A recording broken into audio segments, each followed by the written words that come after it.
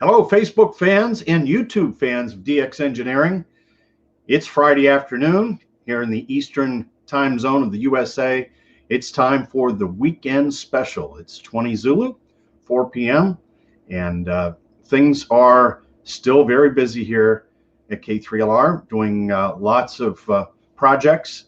And I thought maybe today we would talk about 160 meters. It is also known as the top band.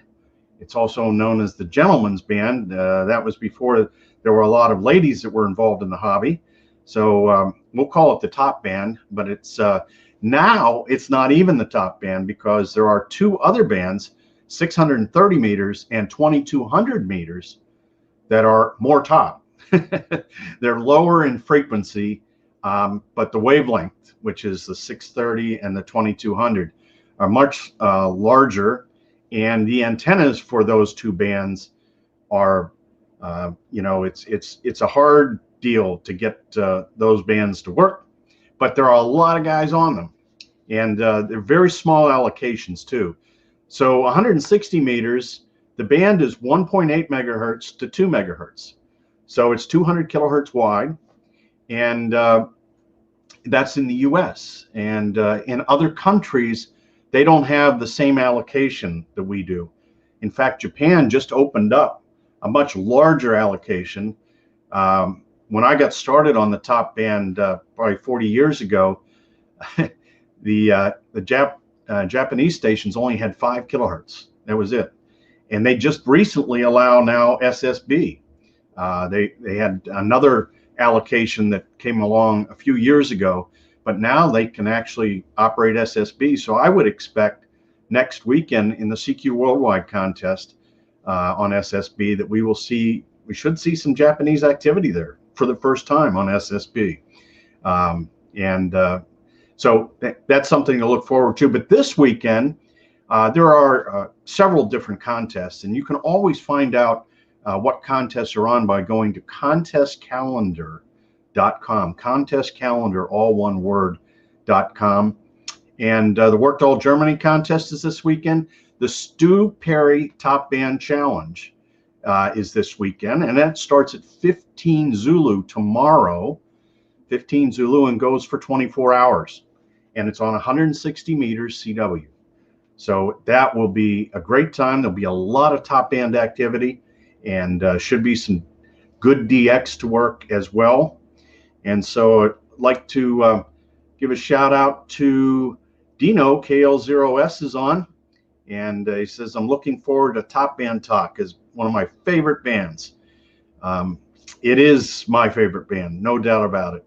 And Whiskey Charlie 8 Hotel is on, in India Uniform 3 Bravo Tango Yankee from Italy, and from Brazil, Papa Uniform 1 Lima Mike November from Paradise Island, Puerto Rico, Kilo Papa 4 Lima Radio, and Kilo 8 Charlie Victor Mike. And Herm says, what do you recommend for getting started on 160?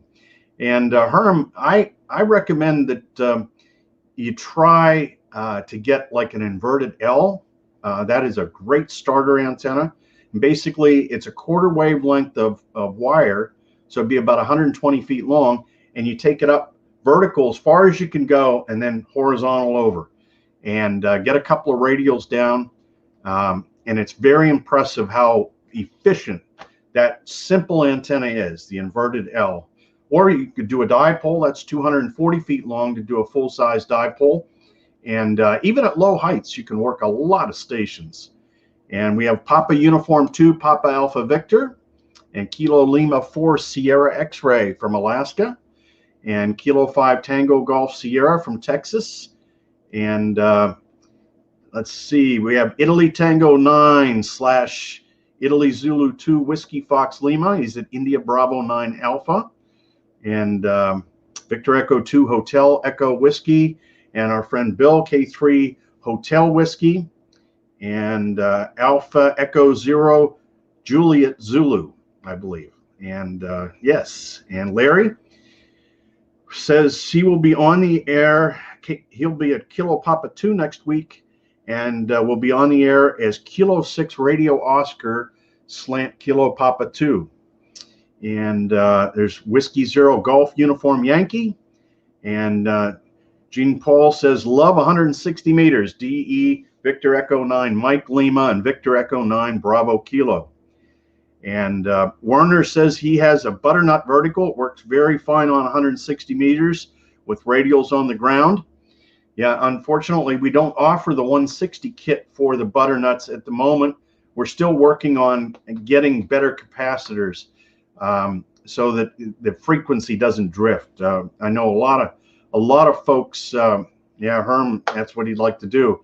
The problem is when you're running FT8, it has to be stable because the bandwidth is so narrow, and so we're continuing to work on that problem. We would like to have that, but we want to make sure it's right before we ship any of them out. And Dave, November 8 India Whiskey, and Hotel India 3 Tango. Teddy, nice to see you. And Whiskey 8 Alpha Lima Papa. So let's take a look at some of the antennas here at K3LR. Now, remember, this is 33 years of my work working on antenna systems here. So all I want to do is I'm going to show you a couple of the systems that we have here. We're going to spend the next few weeks talking about 160 meters. We're going to talk about all the boxes here at the 160 meter position at K3LR. And so I'm going to show you how I put some things together, and maybe it'll give you an idea of some things that you can do to have fun on 160 meters. And so let's take a look at what we've got here. I'm going to do a screen share, and then we're going to do that and bring up. There we go, and we're going to go here. Okay, hopefully you can see this. This is the 160 meter transmitting antenna here at K3LR, and what this is 120 feet of tower. That's a quarter wavelength vertical. The tower is the antenna, and it is guyed with Philly strand, and so that those are non-conductive guy wires. And off the top, hopefully you can see there are 4 cables coming off the top of the tower, and they support T-wires that cause this to be a 3-element vertical beam. And so we can actually shoot it in 4 different directions by using these T-wires. And so here you see the T-wires have been highlighted, and the 2 blue T-wires in this example, well, let's start with the omnidirectional.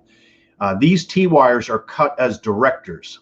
So they are higher in the band. They're about 1.904 megahertz. They are all cut as directors. And if at the bottoms, there's a little relay box. And so there are 3 modes to these wires. They can either float, they can be grounded and become a director, or they can have a small inductor placed in series with them going to ground, and then they become a reflector. And they're resonant at about 1.8 megahertz at that point. So if you float all 4 of these T-wires, they're basically invisible as far as the antenna array is concerned, and therefore it's an omnidirectional vertical, just a simple quarter wave vertical. If you float the 2 blue wires, which happen to be the southeast and the northwest wire, and then the yellow wire on the right-hand side, if you ground that, becomes active as a director, and the relay box does that. And then the left-hand yellow wire, you put a small inductance in series with it and then ground it. It becomes a reflector. So you can see you have a reflector. The driven element is always the center tower, and then you have a director. So it's a 3-element vertical Yagi, and then by simply using relays at the base of these T-wires, you can shoot it in 4 different directions instantaneously. And I'll show you that control box next week. But it gives you over 5 dB of gain, and at the optimum frequency, at about 1.832 megahertz, it's got 32 dB of front to back.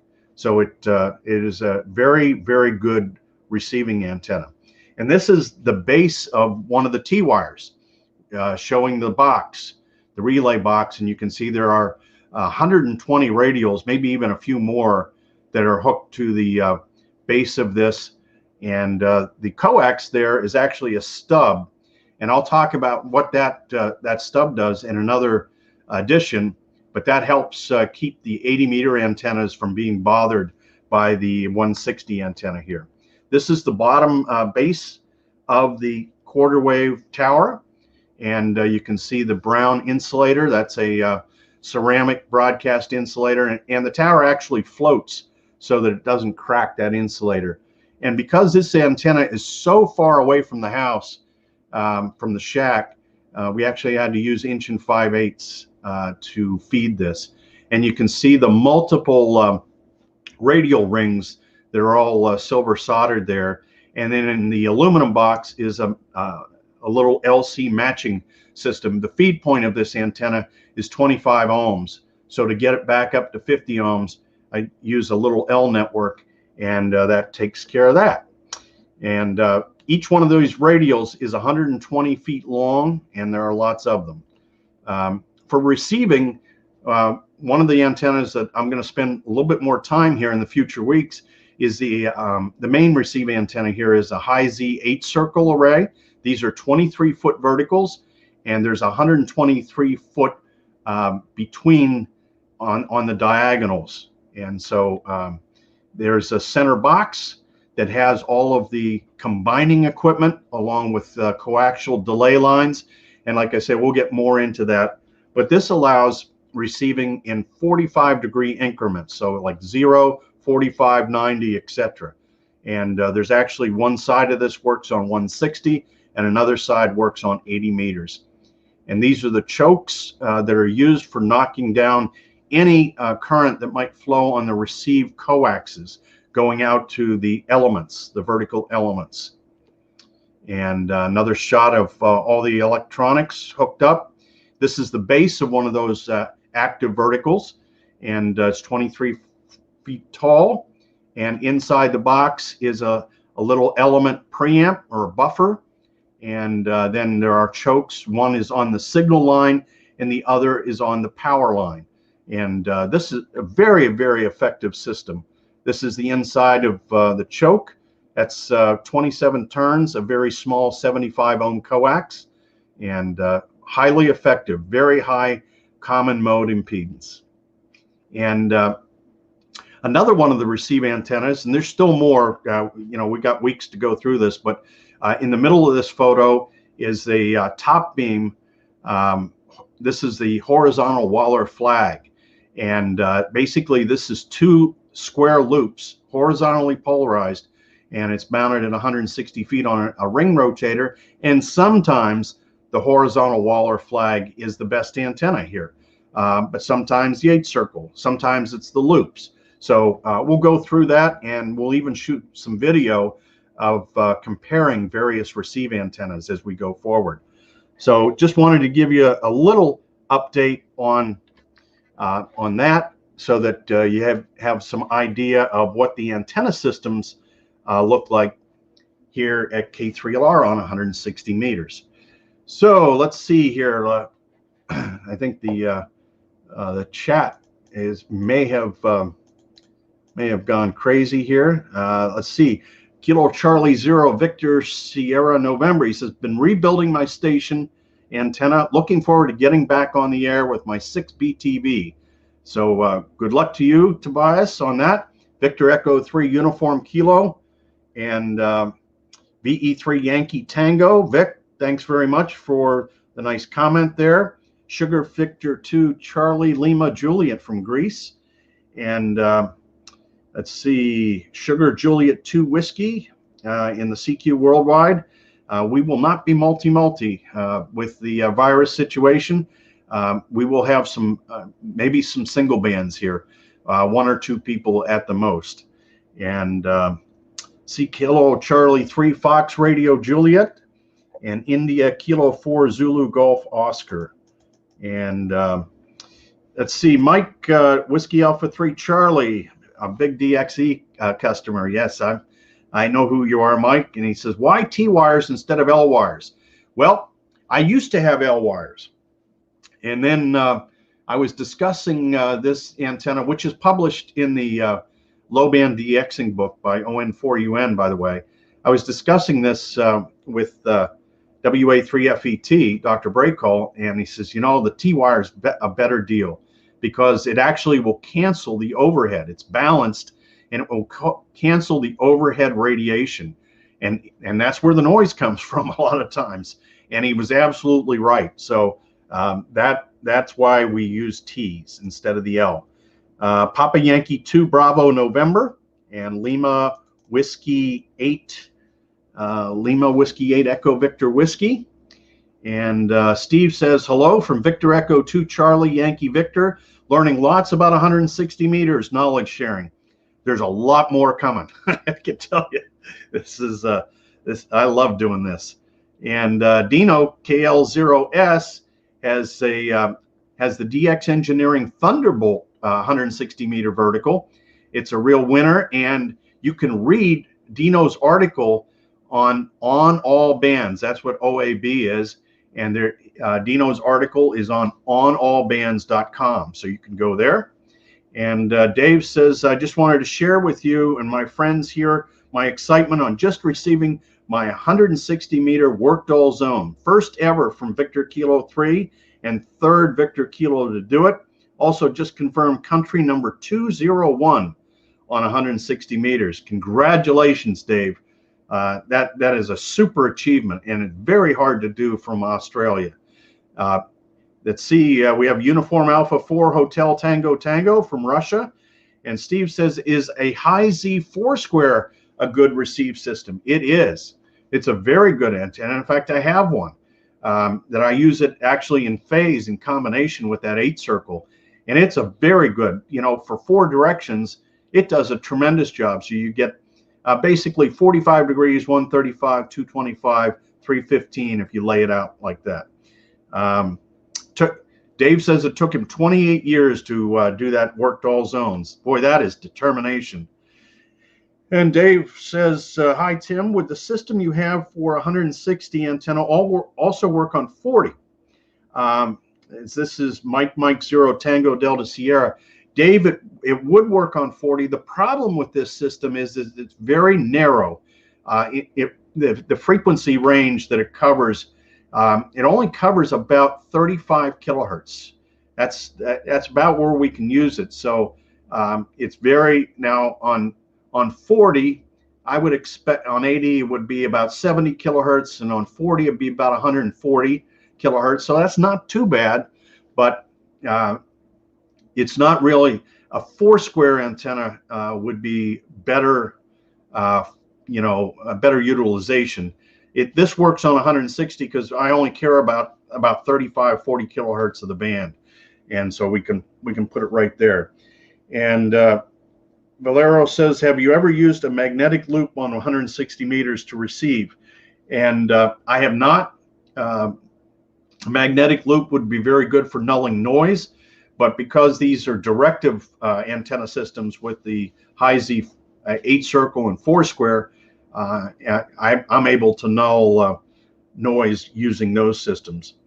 And Harry says, we'll admire antenna driving by on Interstate 80 on Sunday, and that's Whiskey X-Ray 8 Charlie. So thanks very much, Harry, and hope you drive safe. And so that's what we have for this week for the weekend special. Don't forget there are videos from the past that are on YouTube, and as well as next week we will have Mastrant will be on the Manufacturer Showcase with me on Thursday, and Tuesdays with Tim and Jeff at 17:15 Zulu. And then we'll be back here for another weekend special as we get set up for the CQ Worldwide Phone Contest. So any shunt fed towers? No, Teddy, no shunt feds here. That's a series fed tower. And so, but I used to have a shunt fed, my old QTH, and it worked great. So good way to get on top band. And also 73 to Papa Alpha 3 Oscar Echo Sierra. So everybody get on. If you're a CW operator and you can get on 160 meters, I hope to work you in the Stu Perry this weekend. And if not, get on the other bands, get on 2 meters, get on 6 meters, get on 10 meters. Even 15 was open this week. So the bands are coming back, and it's a real good time. So 73, get on the air, have fun, and we'll see you next week.